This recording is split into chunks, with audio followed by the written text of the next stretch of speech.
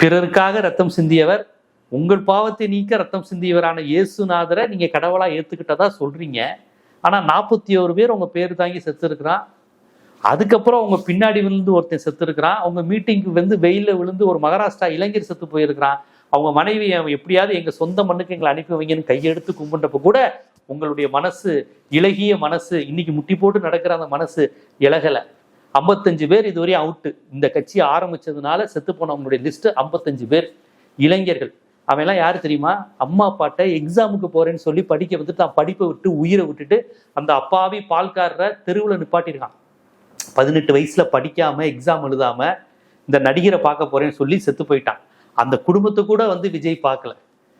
இப்படி போயிட்டானே, இனி உங்களுக்கு மகனா நான் இருப்பேன் அப்படின்னு சொல்லி பணம் கொடுக்கறதோ, ஒரு உதவியோ, ஒரு ஆறுதலோ, ஒரு கட்டி பிடிக்கிறதோ எதுவும் கிடையாது. அதெல்லாம் யாரும் போக மாட்டாங்க. ஏன்னா கடவுளை பார்க்க வந்து சாகிறவன் சாகட்டும், பண்ணையாரை பார்க்க வந்து சாகிற கூலியாட்கள் சாகட்டும். பண்ணையார் எஜமா, நீங்க இன்னைக்கு எலெக்ஷன் நெருங்கினோடனே முட்டி போட்டு மண்டி போட்டு நடக்கிறீங்க. இந்த முட்டி போட்டு மண்டி போட்டுலாம் நடந்தீங்களே, ஒரே ஒரு தடவை ஜீப்ல இருந்து இறங்கி யாரா மயக்கம் போட்டு விழுந்தவன் என்னடா அடிச்சன்னு கேட்டிருக்கலாமே.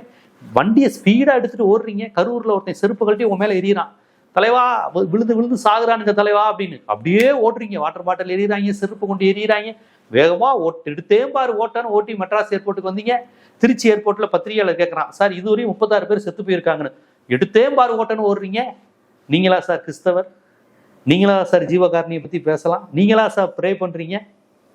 மனசாட்சி உள்ள, விவிலியம் படித்த, இயேசுநாதனுடைய அந்த போர் குணத்தையும் இறக்க குணத்தையும் அறிந்த கிறிஸ்தவர்கள் விஜயெல்லாம் ஒரு கிறிஸ்டினா அப்படின்னு கண்டிப்பா கேள்வி கேட்பாங்க.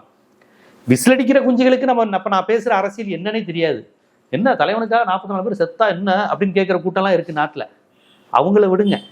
ஓரளவு சிந்திக்கக்கூடிய கிறிஸ்தவர்கள், இஸ்லாமியர்கள், இவர் மைனாரிட்டி ஓட்டை குறி வச்சு நாடகம் நடத்துறாருன்னு தெரியுதா?